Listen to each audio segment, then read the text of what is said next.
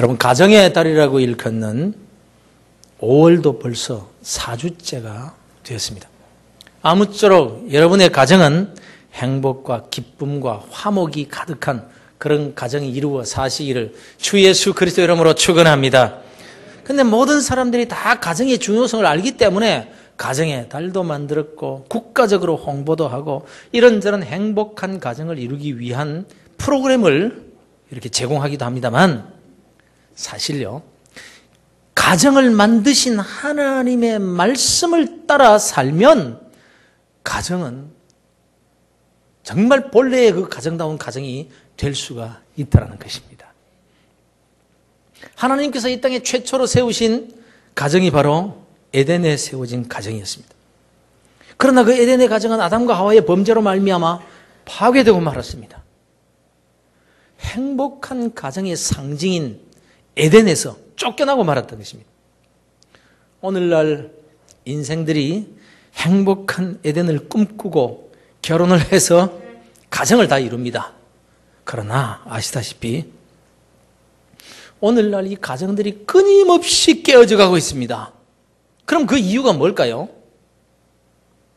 앞서 말씀드린 대로 가정을 세우기 위해서 얼마나 많은 프로그램들이 있는지 모릅니다. 유명한 가정사역자들도 많고 가정을 진단하고 치료하는 책들도 얼마나 많은지 모릅니다. 그러나 여러분 기억하시길 바랍니다. 최고의 가정치료자는 예수 그리스도이십니다. 최고의 가정치료 교재는요, 성경입니다. 그렇습니다. 가정을 만드신 분이 그 가정을 고치실 수 있는 것이고, 그 가정을 에덴에서 쫓아내신 분이 다시 불러들일 수 있는 것입니다. 오늘날 너무나 많은 가정들이 병들었습니다. 집은 반듯하고 비싼 가구와 온갖 편의시설을 갖춰놓고 살긴 사는데 식구들이 건강하지를 못해요. 몸이 굉장히 튼튼해 보이는데도 온갖 질병에 시달리는 것 같이 문제가 없을 것 같은데 실상 그 가정에 그 식구들의 영혼이 병이 들어있는 거예요.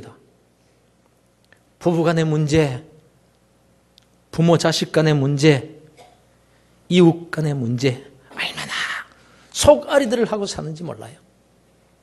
모두들 가정을 바로 세워보려고 애들을 씁니다. 노력들을 많이 합니다. 이런저런 가정치유사역의 프로그램을 통해서 그 무너진 가정을 고쳐보려고 애를 쓰는 사람이 많이 있습니다만, 그러나 정작 중요한 것이 뭔가 하면요, 기초예요. 기초가 잘 되어야 그 위에 세운 집이 반듯하게 세워지는 것입니다. 기초가 든든하지 못하면 그 위에 아무리 좋은 재료로 집을 지어도 얼마 가지 못해서 무너지게 되어 있는 것입니다. 그래서 오늘 이 하나님의 말씀을 통해서 가정을 바로 세우는 든든한 기초에 대한 교훈을 우리가 받고자 하는 것입니다. 이 골로새서 3장은요, 구원받은 그리스도인들의 새로운 신분과 생활의 기본을 말씀해 주고 있습니다. 우리의 신분은 한마디로 예수 믿기 전에 나는 죽었다라는 것과 함께 이제 예수님과 함께 다시 살아났다라는 이런 신분이에요. 이 신분에 대해서 갈라디아서는 이렇게 말씀하고 있습니다. 내가 그리스도와 함께 십자가에 못 박혔나니 그런즉 이제는 내가 사는 것이 아니요 내 안에 그리스도께서 사시는 것이라. 이제 내가 육체 가운데 사는 것은 나를 사랑하사 나를 위해 자기 자신을 버리신 바로 하나님의 아들 그 예수 그리스도를 믿는 믿음 안에서 우리가 사는 것이라, 이렇게 기록하고 있습니다. 여러분, 오늘날 너무나 많은 가정들이 병들었어요. 너무나 많습니다.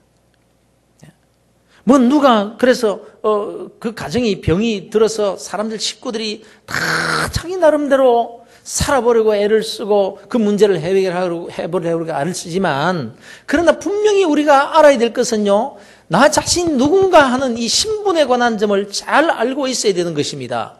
뭐 누가 뭐라고 해도요, 예수쟁이가 뭐 잘해 하고 손가락질을 해도 신분은 다 바뀌었다는 것입니다. 우리가 예수 믿고 거룩하게 살기 때문에 하나님의 자녀가 된 게 아닙니다. 이 우리 그리스도인들의 신분의 변화는요, 우리의 행위로 되는 것이 아니라는 것입니다. 우리가 그렇지 않습니까? 심지어는 우리가 대통령도 욕하지 않습니까? 대통령이 되어가지고 뭐죠? 총리가 되어가지고 장관이 되어가지고 국회의원이라는 게 이렇게 우리가 손가락질로 욕을 하기도 한단 말이에요. 그러나 우리가 아무리 욕을 해도요, 욕한다고 그들의 신분이 바뀌는 것은 아닙니다. 아무리 욕을 해도 대통령은 청와대 안에 앉아 있어요. 특히 양자가 그런 거예요. 아무 혈연 관계도 없지만 어떤 집에 양자로 들어가면, 그래서 그 집안에 족보에 딱 올라가면 그 신부는 그 집의 아들이 되는 거예요. 그가 똑똑하든 모자라든 뭐 사람이 시원찮아도 모든 상속을 그가 받게 되는 거예요. 성경은 이렇게 말씀합니다. 너희는 다시 무서워하는 종의 영을 받지 아니하고 양자의 영을 받았으므로 우리가 아빠 아버지라고 부르짖느니라, 이렇게 말씀합니다. 우리는 하나님의 양자의 영을 받은 자들입니다. 그런 거로 이 신부는 아무도 건드릴 수도 없고 바꿀 수도 없고 빼앗아갈 수도 없는 거예요. 그래서 예수만 믿으면 죄 사함 받고 구원받아서 하나님의 양자, 하나님의 자녀의 신분이 되어버린 것입니다. 할렐루야. 물론 어떻게 살든지 간에 그 신분은 바뀌지 않습니다. 그러나 내가 하나님의 자녀가 되었으니 이제 하나님의 자녀답게 살아라, 이런 신분에 합당한 삶이 요구되고 있을 뿐입니다. 그렇게 살지 않아도 신분은 변하지 않습니다.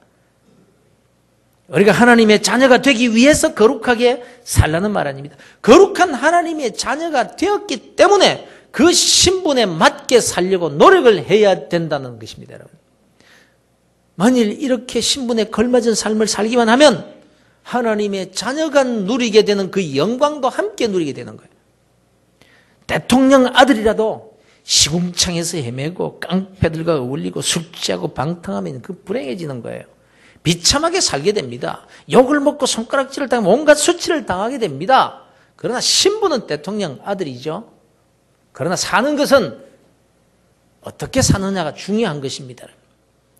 그래서 그가 그의 신분에 걸맞은 삶을 살면 신분에 걸맞은 존경과 대우를 받게 되는 거예요. 물론 그 신분대로 살기가 쉬운 것은 아닙니다. 분명히 힘든 부분이 있습니다. 그 신분 때문에 남다른 예의도 갖춰야 되고 형식도 필요하고 절차도 따라야 됩니다.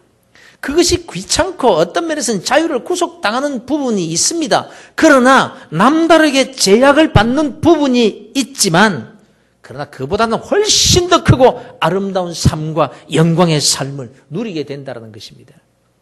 이와 같이 그리스도인이 하나님의 말씀에 순종하여 사는 것이 힘들고 자유를 잃는 것 같지만, 하나님 말씀에 순종하기가 어렵지만 그 순종의 열매는 은혜와 축복의 누림이 된다는 것입니다.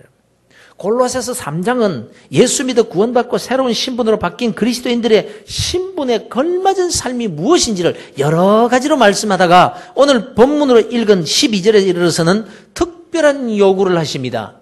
그러므로 너희는 하나님이 택하사 거룩하고 사랑받는 자처럼 긍휼과 자비와 겸손과 온유와 오래 참음을 옷 입고, 누가 누구에게 불만이 있거든 서로 용납하여 피차 용서하되 주께서 너희를 용서하신 것 같이 너희도 그리하고 이 모든 것 위에 사랑을 더하라, 이렇게 말씀하고 있어요. 한마디로 말씀드리면요, 용서하고 받아주라는 거예요. 용서하고 받아주라. 그가 자기 잘못을 뉘우치고 내 앞에 와가지고 잘못했습니다, 용서를 빌기 때문에 용서하고 그렇게 받아주라는 게 아니에요. 나의 신분 때문에, 내가 거룩한 하나님의 자녀이기 때문에 용서하고 받아줘야 된다는 거예요. 그런데 그리스도인이 가진 그 신분의 특징이 뭔가 하면요, 홀로 부름을 받아서 하나님의 양자가 된 것이 아니라 함께 한 몸으로 부르심을 받았다라는 것입니다. 너희는 평강을 위하여 한 몸으로 부르심을 받았나니, 교회 공동체를 말하는 거예요. 예수를 믿으면 구원받습니다. 예수 믿으면 천국 갑니다. 예수 믿으면 하나님의 자녀가 되었습니다. 그러나 예수 믿자마자 천국에 들어가면 모르겠거니와 예수 믿은 사람으로서 이 땅에 사는 날 동안에는 혼자가 아닙니다. 함께 부르심을 받았다. 그래서 예수 믿는 사람은요, 교회로, 교회 공동체로 모이는 거예요. 교회 공동체로 모여야 되는 거예요. 그래서 이 교회 공동체라는 이 성격이 말이죠. 여러 사람들이 모이는 거예요. 각자의 생각이 다르고 성격도 다르고 각자의 개성을 가지고 있기 때문에 교회 안에 여러 가지 인간 관계의 문제들이 생길 수밖에 없는 공동체인 거예요. 하나님이 다 아세요.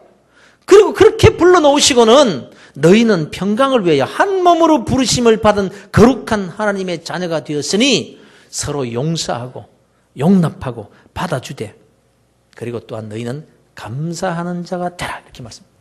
감사하는 자가 되라. 15절 위에 쭉 보면요. 감사함으로 찬송하고 말을 할 때나 일을 할 때 예수 그리스도의 이름으로 하고 또 하나님 아버지께 감사하라 이렇게 말씀하고 있습니다. 그런데 이렇게 모든 구원받은 그리스도인들이 서로 용서하고 감사하는 삶을 살아야 한다는 교훈입니다만 특별히 그 적용 대상을 누구로 삼는고 하니 18절부터 아내들아 남편들아 자녀들아 아비들아 종들아 상전들아 가정생활에 지금 적용시키고 있다는 거예요. 그러니 무슨 뜻입니까 여러분? 사랑하는 성도 여러분, 행복한 가정, 축복된 가정을 위해서 하나님이 그리스도인들에게 요구하시는 가장 기본적인 것이 뭐냐면요, 용서와 감사라는 거예요. 용서와 감사. 이 용서와 감사라는 기초 위에다가 가정이라는 집을 지어야 한다는 거예요. 이 용서와 감사의 바탕이 없으면요, 돈이 많아도 무너집니다. 인물 좋은 남녀가 만나도 얼마 가지 못합니다. 권세가 있고 부귀가 있어도 그 가정은 고통과 비애가 가득하게 될 뿐이라는 것입니다. 마태복음 5장에 나오는 산상보훈에 보면 예수님께서 말씀하시기를 분노, 화를 내는 것, 분노를 가리켜 살인이라고 말씀하고 있습니다. 옛사람에게 말한 바 살인하지 말라. 누구든지 살인하면 심판을 받게 되려 하였다는 것을 너희가 들었으나 나는 너희에게 이르노니 형제에게 노하는 자마다 분노하는 자마다 화를 내는 자마다 심판을 받게 되고 이렇게 말씀합니다. 여러분, 우리가 아주 심각하게 생각해야 될 부분입니다. 적어도 예수님께서 분노를 가리켜 살인죄에 해당한다고 말씀하고 계신다는 사실을 기억해야 됩니다. 인류 최초의 살인자가 가인입니다.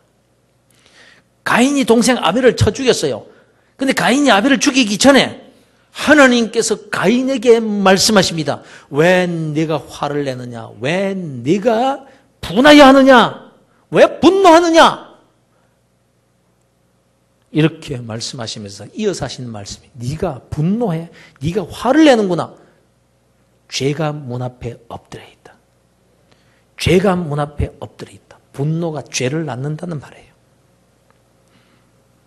가인이 품고 있었던 그 분노로 인해서 결국 동생 아벨을 쳐 죽이게 됩니다. 근데 말이에요, 오늘날 현대인들이 모두가 다 이 분노를 품고 살아가고 있는 거예요. 그러니까 칼을 품고 살고 언제 터질지 모르는 폭탄을 감고 사는 거예요. 무서운 거예요. 보십시오. 차를 몰고 가다가 뒤에서 빵빵 크락션을 좀 눌렀다고 차를 딱 가로막고 세워놓고는 내려서 그냥 야구방망이로 와서 그냥 뒷사람을 그냥 차를 부수더라는 거예요. 멀쩡한 것 같은데 마음속에 분노라는 폭탄을 두고 사는 거예요. 요즘 아이들도 마찬가지입니다. 멀쩡한 것 같아도요, 분노가 가득해요. 근데 그 분노를 잘 다스리는 훈련을 해야 되는데 훈련을 아이들이 받을 데가 없어요. 분노를 가슴에 쌓고 살든지 그걸 폭발하며 살든지 하지 그 분노를 다스릴 줄을 몰라요. 학교에서 윤리, 도덕을 훈련받을 수 있습니까? 회초리가 없어져 버렸는데요. 그렇게 키워가지고 군대에 보냈더니 적군을 향해 총을 쏘는 것이 아니라 전우들을 향해서 총을 쏘는 거예요. 군대에서 그래서 무사하게 어디 제대까지는 잘 했다 싶었는데 예비군 사격장에 와서 사고를 치더라 이 말이에요. 분노를 품고 살면 그게 언제 어디서 어떻게 터질지 모르는 거예요. 그저 아슬아슬하게 터지지 않는다고 할지라도 칼을 품고 사니 그게 자기를 상하지 않게 하겠어요? 결국 남을 죽이지 않으면 자기 자신을 찌르고 죽이는 거예요. 이 시대를 사는 사람들 마음속에 분노를 차곡차곡 쌓아가고 있습니다, 여러분. 내가 원하지 않는 정보들이 막 쏟아져 들어옵니다. TV를 켜도 쏟아져 들어오고요. 요즘은 스마트폰만 열면 여러 가지 정보들이 막 쏟아져 들어옵니다. 그런데 알아서 그 정보를 받아서 좋은 정보보다 알아서 분노할 정보들이 훨씬 더 많다는 게 문제인 거예요. 뭐 알권리 뭐 하면서 알권리를 주장하면서 그냥 언론 방송에 이렇게 실고 방송에 내보내지만 그런 것을 보는 오늘날의 모든 사람들이 마음속에 분노를 차곡차곡 쌓고 자신과 아무런 감정 뭐 관계도 없는 사람 때문에 TV 뉴스를 보고 미워하고 분노를 쌓습니다. 분노를 쌓아가고 있는 거예요. 나하고 아무런 상관도 없는 일 때문에. 여러분 뉴스를 보면요, 우리의 마음속에 분노를 심어주는 그런 소식들로 가득 차 있습니다. 드라마를 봐도 왜 그렇게 못된 사람을 자꾸 등장시키는지 그냥. 텔레비를 보면서도 죽일 뭐 놈 죽일 뭐 어쩌고저쩌고 욕을 하면서도 그래도 악착같이 봅니다. 그러면서도 자기 마음속에 착착 분노를 쌓고 있다는 생각은 전혀 하지 못하는 거예요. 어쨌건 이것은 엄연한 현실입니다. 우리가 귀 막고 살 수 없고 눈 감고 살 수도 없는 겁니다. 그래서 듣기 싫어도 들어야 되고 보기 싫어도 볼 수밖에 없다면 이 일을 도대체 어떻게 해야 됩니까? 그걸 해결하는 방법이 용서와 감사의 삶이라는 것입니다. 용서하지 않으면 내가 죽는 거예요. 흔히 내가 너를 용서한다라고 할 때 마치 용서받아야 할 상대방을 위해서 용서하는 것 같이 생각하지만요, 실상은 나를 위해서 용서해야 되는 거예요. 내가 살기 위해서 상대방을 용서해야 되는 겁니다. 용서라는 것이 내 마음속에 있는 폭탄을 해체하는 거예요. 칼을 뽑아 던지는 일이 되는 거예요. 그런데 말이에요, 오늘날 많은 현대인들이 다른 사람들은 용서하고 참아 넘기면서도 가족들은 용서하지 못하는 사람들이 참 많습니다. 멀리 있는 사람은 용서하면서도 가장 가까운 사람은 용서하지 않고 사는 거예요. 그러면서도 자기 마음속에 스스로 분노를 차곡차곡 쌓고 있다는 것을 모르고 삽니다. 부부가 같이 살아도 서로 분노를 품고 살아가고 있습니다. 자꾸 그 분노가 쌓이면 어떻게 됩니까? 부부가 서로 분노를 쌓고 살면 어떻게 될까요? 어느 가정이 해수욕장에 놀러 갔더랍니다. 이 어린 아들이 수영에 재미가 붙어가지고 막 깊은 곳으로 자꾸 들어가는 거예요. 그의 엄마가 야단을 칩니다. 아들을 심하게 벌써 꾸중을 했습니다. 왜 그 깊은 곳에 들어가냐고 막. 그랬더니 아들이 불만이 가득해가지고는 왜 엄마는 나만 가지고 그러니? 왜 아버지는 저렇게 깊은 곳에 들어가도 말리지 않으면서 나만 자꾸 야단치느냐? 그랬더니 엄마가 하는 말이 네 아버지는 임마 보험에 들었어. 그래. 이 보험. 이거 자식 낳고 함께 살아도요, 딴 생각 가지고 사는 사람들이 많다는 거예요, 여러분. 그래서 별것도 아닌 것 가지고 티격태격하다가 터지니까 그 가정이 그냥 폭발해버리고 만들어요. 분노가 쌓여 있는 거예요. 그러면 왜 분노가 쌓일까요? 용서하지 못해서 그렇습니다. 용서하지 못할 그 순간, 그때마다 마음속에 분노가 차곡차곡 쌓여 나가는 거예요. 그렇다면 왜 용서하지 못할까요? 어떤 여성을 대상으로 한 세미나가 있었답니다. 눈을 다 감으라고 해놓고 지금 살고 있는 배우자를 한번 바꿔보고 싶은 분이 있는 분은 솔직하게 손들어 보라니까 전부 손 다 들더래요. 그런데 한 여자가 손을 안 들더래요. 그래서 그에게 그렇게 남편이 잘해줍니까? 물었더니 하는 말이 그게 아니라 바꿔봐야 그놈이요 이러더라는 거예요. 바꿔봐야 그놈이다. 그 아줌마는 아마 몇 번 바꿔본 경험이 있는 사람인 것 같아요. 그런데 말이에요, 이게 진리예요. 진리예요, 여러분. 정말 그래요. 바꿔봐야 그놈이 그놈 맞아요. 예? 남자는요, 다 그놈이고요. 여자는 다 그녀예요. 이런, 예? 이게 무슨 말인가 하면, 누구나 다 죄인이고요. 누구나 다 약점이 있다는 것입니다. 완벽한 사람 한 사람도 없는 거예요. 그런데 이상하게도 다른 사람, 먼 데 있는 사람은 곧잘 이해하고 용서하고 넘어가면서도 가장 가까운 사람, 가장 먼저 이해하고 가장 먼저 용서해야 될 사람을 용서하지 못하고 분을 가슴에 쌓고 사는 사람들이 많다라는 거예요. 이것이 가정 불행의 씨앗이 되는 겁니다. 남하고는 아무렇지도 않은 그 일을 가족에게는 큰 문제를 삼더라는 거예요. 오래전에 미국으로 이민 가신 제 먼 친척 가운데 한 가정의 얘기입니다. 미국으로 이민을 가서 살지만은 이 사람은요, 철저하게 한국 사람입니다. 아주 뼈대 있는 집안에서 그런 긍지를 가지고 사는 사람이에요. 미국 가서도 삶은 미국에 살면서 이 사람은 한국 사람. 그러나 거기서 나와서 기른 자식들은 한국인이지만 미국인입니다. 이분의 딸내가 남자를 사귀는데 히스패닉계 아이와 사귀는 거예요. 아버지가 펄쩍펄쩍 뛰죠. 서양산 백인도 아니고 히스패닉계 그 남자와 사귀어가지고 이렇게 하니까 펄펄 뛰는 거예요. 펄펄 뛰는 거예요. 그런데 아이는 자기 마음대로 하려고 그러죠. 그러니까 어떻게 되겠어요? 막 아이가 대듭니다. 그래서 서로 이렇게 뭐 옥신각신하다가 아빠가 한국 남자잖아요. 그래서 딸내 뺨을 한 대 딱 때렸습니다. 뺨을 맞은 이 딸애가 무릎을 딱 꿇고 아버지 잘못했습니다. 그렇지만 아버지 이해해 주세요. 이렇게 하면 한국 사람인데 미국이잖아요. 뺨을 한 대 딱 맞더니 밖으로 나갑니다. 조금 있으면 경찰 백차가 딱 오더니 식구들 다 보는 앞에서 수갑을 딱 채워가지고 가다. 이런 사건이 있는 거예요. 이 아이가 그래 놓고 참 미안해하지만 그러나 아빠는 식구들이 다 보는 앞에서 동네 사람 보는 앞에서 수갑을 채워가지고 경찰서에서 그렇게 들어갔으니 마음에 분노가 가득 찬 거예요. 딸을 향한 분노가 가득 찬 거예요. 그래서 금방 나오긴 했지만 그러나 그걸 잊지 못하는 거예요. 이 딸애가 아무리 잘했다 그래도 이제는 말 자체가, 대화 자체가 안 되는 거예요. 그러나 이 딸애는 그 후에 뭐 시간이 많이 흘렀지만 결혼을 합니다. 온 친척 식구들이 다 모여서 결혼에 참여해서 축하하는데 이 딸아이 아버지는 결혼식장에도 안 나오는 거예요. 그래 시집을 가가지고 딸애가 자꾸 아버지 이제 잘못했어요. 아무리 해도 안 되는 거예요.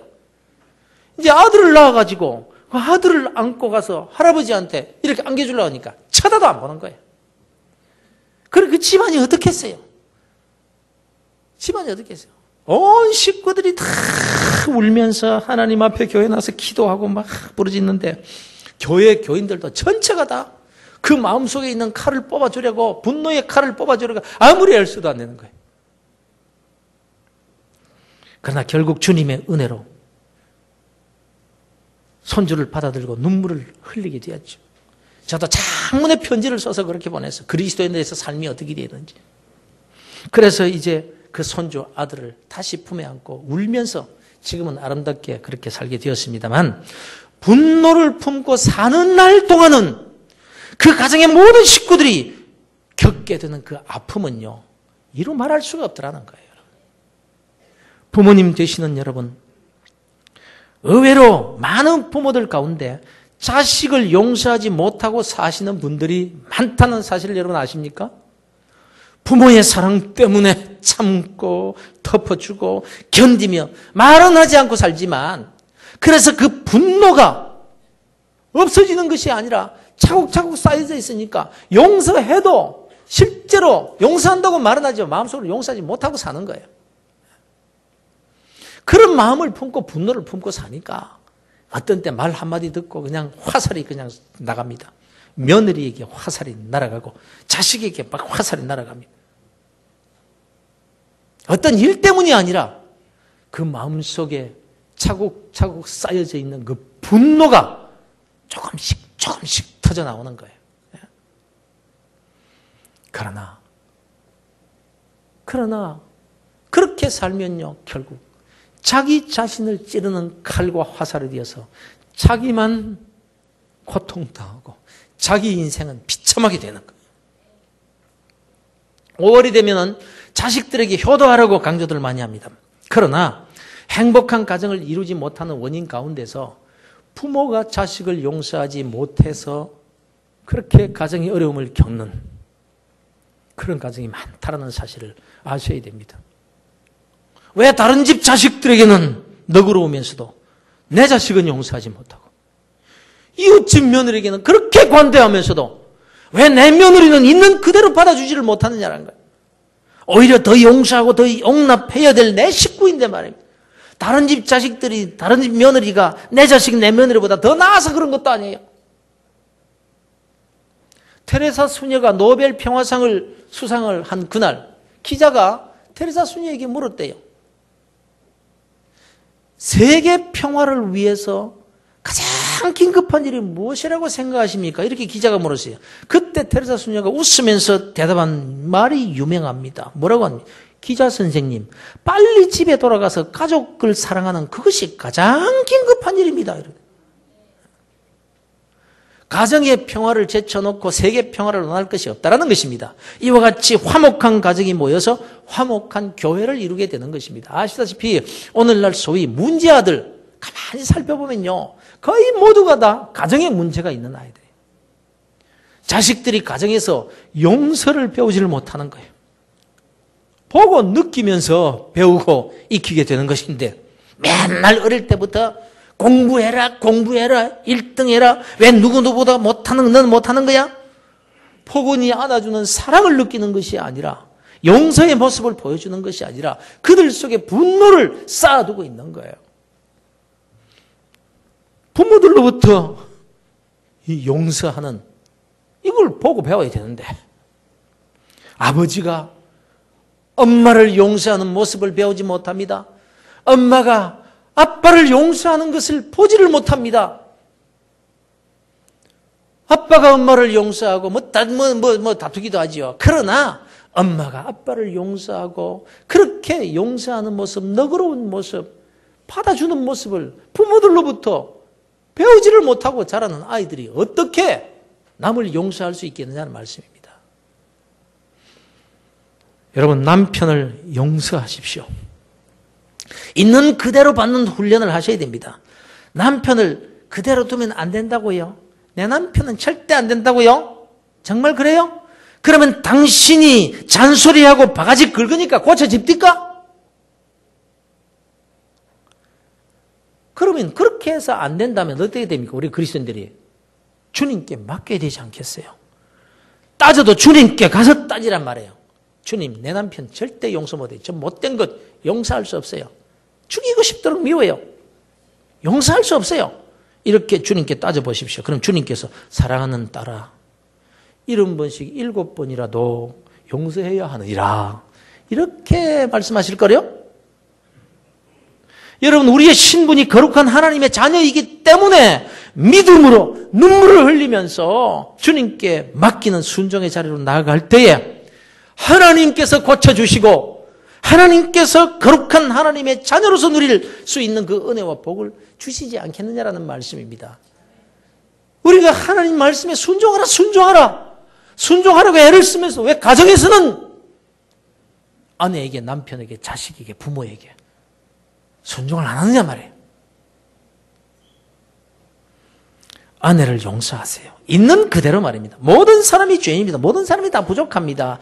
모든 사람이 용서받아야 할 대상인 거예요. 내 아내만 그런 것 아니에요. 내 아내도 장점이 다 있다고요. 용서해야 내가 삽니다. 내가 살기 위해서 용서하셔야 됩니다. 내 신분 때문에 용서하셔야 됩니다. 그것이 내가 사는 비결이기 때문에 용서해야 되는 거예요. 아내를 있는 그대로 받지 못하고 남과 비교하면서 자꾸 고치려고 할 때에 내 뜻대로 고쳐지지도 않지만 내 인생, 내 가정이, 내 식구들이 고통을 받게 된다는 사실을 기억하셔야 됩니다. 여러분의 부모님을 용서하시기를 바랍니다. 부모가 내게 물려준 것은 가난밖에 없고 어릴 때부터 매만 맞고 그렇게 살아오셨습니까? 그래서 아버지 하면 그냥 나도 모르는 분노가 치밀어 오릅니까? 그러나 여러분 그 분노를 품지 않아야 됩니다. 당신은 그리스도인이기 때문에 그렇습니다. 하나님의 거룩한 자녀가 되었기 때문입니다. 그래서 믿음으로 용서하신, 내 마음으로는 용서가 되지 않지만 하나님 도와주옵소서. 주의 뜻은 용서하시는 것이 아닙니까? 내가 용서를 선포합니다. 용서를 선포합니다. 그러면서 아버지에게 먼저 여러분이 다가가셔야 됩니다. 먼저 사랑한다는 말을 해주셔야 됩니다. 먼저 안아주고 업어주셔야 됩니다. 아버지에게도 어머니에게도 그들은 그들 나름대로 나 때문에 자식 때문에 분노가 쌓여져 있다고요. 각자 나름대로 부모는 부모대로 다 자기도 알지 못하는 분노를 품고 산다니까요. 여러분이 먼저 다가가셔서 그 분노의 칼을 뽑아주셔야 됩니다. 그렇게 잘 안 된다고요. 용서하기가 어렵다고요. 쉽게 안 된다고요. 그래서 성경의 교훈이 뭔가 하면 감사하라. 감사하라. 용서의 비결은 감사에 있다는 것입니다. 아무리 아내나 남편이 밉고 용서할 수 없다 할지라도 가만히 감사의 조건을 찾으면요. 얼마나 많은지 몰라요.